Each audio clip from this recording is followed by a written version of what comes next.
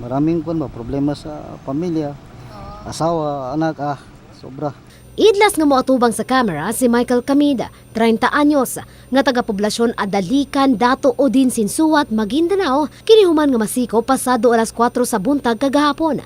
Pinaagi sa entrapment operation nga gipaygayon sa mga personay sa Tambler Police Station at tubangan mismo sa usa ka fast food chain sa Barangay Kalumpang.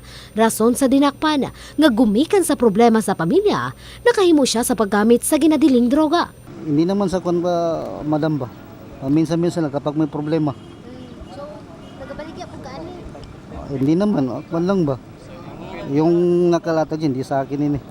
Apan pagpaklaro sa kapulisan nga ang maong dinakpan usa sa nagabagsak og bulto-bultong illegal nga droga sa dakbayan gikan pa sa Cotabato City. Gani, daghan usab kuno kini og mga pusher sa nagkalain-laing barangay nig dakbayan.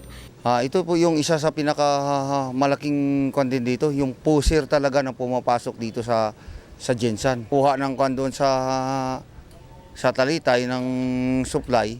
So, and then babalik dito ng tanghali. Pero it so happen na nagkaroon tayo ng opportune time na hulihin na talaga. So, hindi na natin kahit konti lang yung makuha natin, at least mahuli talaga natin sila.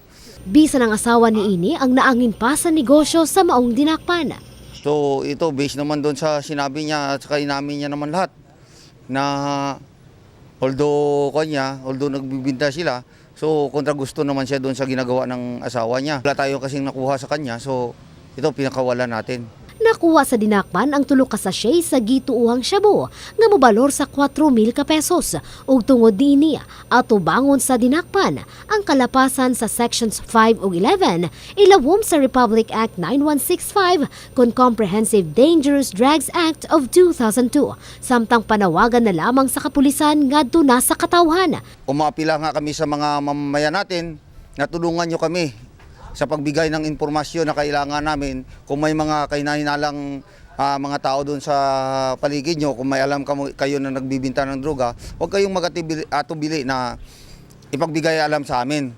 Faith Dandoy, Brigada News.